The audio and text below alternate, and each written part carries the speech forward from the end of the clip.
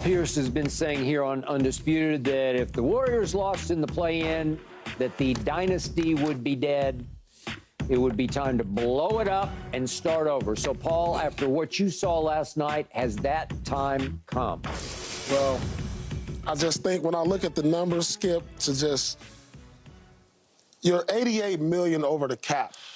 You know, so what do you do moving forward? Obviously, if your payroll doesn't justify what you're producing on the court, something has to change.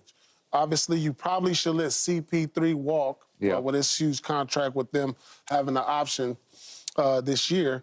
And then you have to figure out what you do with Clay. If you can get something for Clay, maybe do that. But as a Class Act organization, you might want to sign him on a lower tier deal, but you have to do something. Something has to happen. I mean, you have to do what's right for Steph, what's right, what he's done for the organization.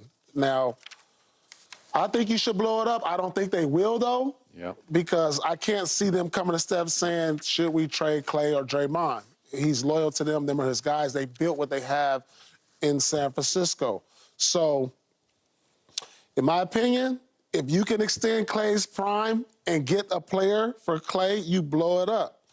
Or you make the trades to get it. If not, then it's time to sell while you can, because as constructed right now, they're no longer contenders. I mean, we've seen that for the last couple of years now with the way the Lakers put them out, with them being in the play-in this year. And they're only getting older as we move forward. And like I said, the tax bill doesn't justify what the product is on the court anymore if you're not contending for a championship. Well, if they got to make economic decisions based on taxes, then those decisions are going to be tough decisions. Right. But they can be made. And when you talk about allowing CP3 to walk, he's not an original Warrior. Right. So if you decide you don't want to exercise his option and, eat up space that way, you want him to walk out the door, that's fine. But when you have the three guys that's left in the building that's speaking highly of Clay, with the head coach of Steve Kerr, obviously Steph Curry and Draymond Green, is saying, no, he's with us. That's our guy. He deserves these sort of things. And when you talk to Steve Kerr, when Steve Kerr talks to us and he says there's plenty of years left in Clay of good basketball, that's what he said, because I've seen it, you got to think, we measure Clay like I measured you as a different player in Boston than I did with the Clippers. Right. And Washington, even though you call glass and all that other knockout game, whatever you called it, call game, whatever it was, you still wasn't Paul Pierce that I remember with the Celtics. Even though Clay ain't the Clay that we remember pre-injury. And when you were in Charlotte, you weren't exactly... No, but I still caught 80 balls, so leave me alone. Okay. Anyway... but you didn't call game. No, a couple times I did. But in the end, though, Skip, in all seriousness, when you look at Clay where he is in his career now, it's not the same Clay as several years ago. No. We can all admit to that. Yeah. But he's not so egregious to the team and the organization that you just package him up and throw him away. No. The last time they missed the playoffs was in 2021. You know what they did the next year? They turned it right around. And won a championship. They did. And I understand. They're a little bit younger then. They're a little bit older now. I get all of that. They dealt with injuries that year. That's why they missed the playoffs. They still missed it. Yeah. And they dealt with some significant stuff this year. Yeah. Whether you want to carry over the Wiggins situation from a year ago where he was trying to figure it out, carry it over. Whether it's the Draymond Green punch in the face, carry it over to this year, then all of a sudden suspensions. You can factor all those things into the equation. You said it yourself. If Draymond had played, I don't know what he missed, 10 games? He played 55 games this year. Okay. So out of 82, he's 18, 20. Okay, so just chop that in half and say they win, they go 500. Now they over 50 games. They sitting in the fourth spot or something like that. We're having a different type of conversation. You got to look at everything, not just the fact that Sacramento got at them and blew them out the building. Yeah. So now we sitting there going, well, they should just blow this thing up. They should just be done with it. It's almost like looking at the Lakers last night. If the Lakers lose to the Pelicans, we should just blow that up too. But you got to put into equation they're a year older. Next year, their core is going to be 35, 34, 34. Yeah, they're going to be a little bit older. No, Steph's 36, so he'd be 37 next year. Okay, that's okay. And he still can shoot. Can he? with the best of And them. when he's I 47, he'll be able to shoot. I do believe Clay has a lot of solid years left at a different role. I think moving forward, his role is probably to come off the bench. And so, you know, you can pay him less. You don't have to pay him starter money. You know what I'm saying? Well, I'll take that 20+ million. Yeah, I mean, you give him like 2 years. You too, I Skip. think they go back to the table with the same deal they offered him last year. Yeah. You know, to keep the core together for the next couple years. And they can ride off into the sunset. Like, blow it up is kind of extreme, Skip. I probably it's the end of the era for them. You know, I think I was leaning more toward that I don't see this core winning another championship. Okay. There's one player neither of you have brought up, and I'm going to bring him up because he is the dominant personality in this franchise times 10.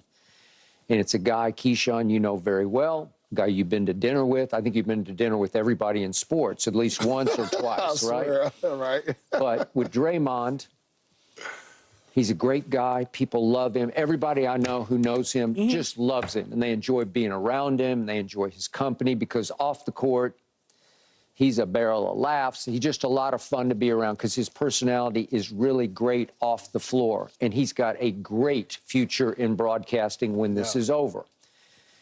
So he's 34 now. He just finished his 11th season.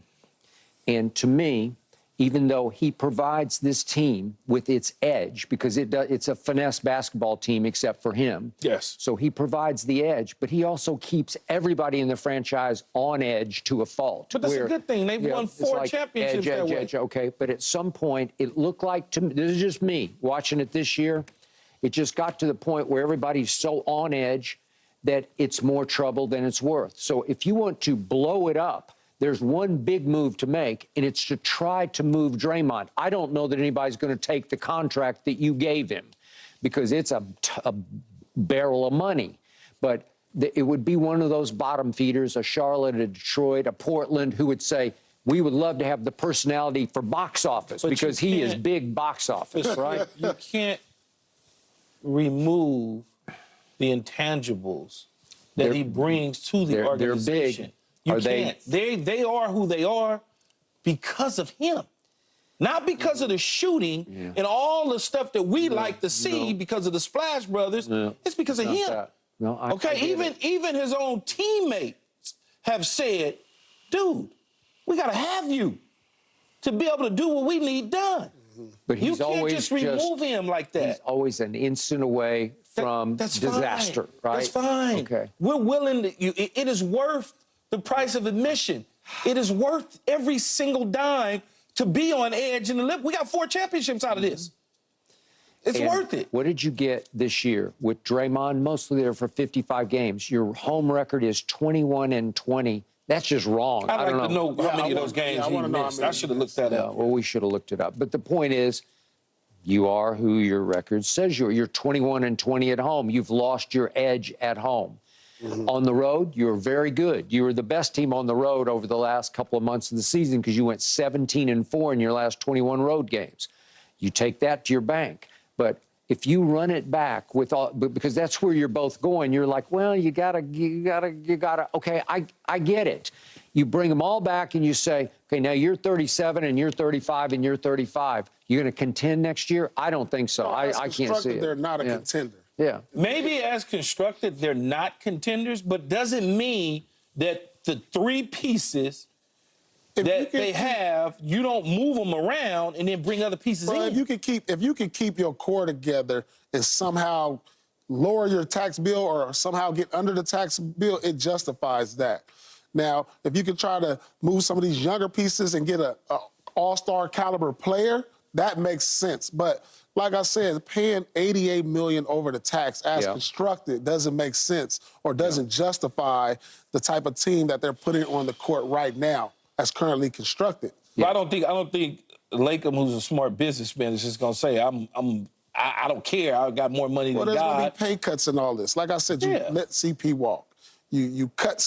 You know, Clay, he's ending the 5-year deal that paid him $189 million a year. You know what I'm saying? So that's what, $40 million a year, something like that. So you give him a little more than half. 24, 2 years, 48. That's what he already got offered that. Yeah, so Okay. he'll probably come back with the same offer. I think he'll take it this time, knowing that he's going to be on playing a lesser role than he did this year, going into next year, which will be good for him on his body. You don't have to worry about being at the age of 34, guarding the best players on the perimeter, chasing those guys around like we saw against Sacramento, that he's just not fit to play starter minutes against these youthful teams that are faster, younger, more athletic. So where now he can come off the bench and play a shooter role in less minutes and where he can be effective. So what did you guys see last night? Because I know what my eyes told me. My eyes told me old and slow. That's what it looked like. It looked like that they didn't have the same juice. Juice. As the Kings. Okay, so you know what the impact for me was? You know what it reminded me of? It reminded me of my Dallas Cowboys being down 27-0 before halftime of a home playoff game. That was the equivalent of, because they went outside Royce Freeman. Y'all be all right. Royce Freeman, we're done now. That's all we're going to do in the offseason is Royce Freeman, and it's over. Now we're going to win it all next year because of Royce Freeman. Okay, the point is this. It's unusual because of this new format to have a one-and-done game, because you guys never had a one-and-done. They were always 7-game, maybe some. Did you have 5-game series? When I came in the league, 5 games first round. All right, but still, it's 5 games. This is one and done. And it was ironic. Draymond was talking on his podcast, I think yesterday, about I hate the play-in, but I love it for the fans because this is sensational. And remember, LeBron said whoever came up with this idea should be fired. And Draymond saying he should be rehired. Whoever came up with this idea should be rehired. Well, then they got thrown into the cauldron of a one-and-done game at Sacramento when you got to sit back and assess it the way you do an NFL playoff game, which is do or die, right? Yeah. Okay, win or go home. Well, here was a win or go home, one-shot deal that wasn't 5 games or 7 games. You got to just sit here and say, oh, wait a second. We were overmatched. We weren't even competitive last night. You lose the second half by 20, you lose the game by whatever it was, 24 points. Well, that's wrong, and it right? could have been the greatest game plan Mike Brown ever came up with in his coaching career. I don't know. Slow down Steph Curry and you slow down everybody else. Boy, I think they need to make a dramatic move. That was the pick your poison. Okay, I'm excited to hear what these guys say about this, because I don't know if Keyshawn can defend his man this time. We'll see.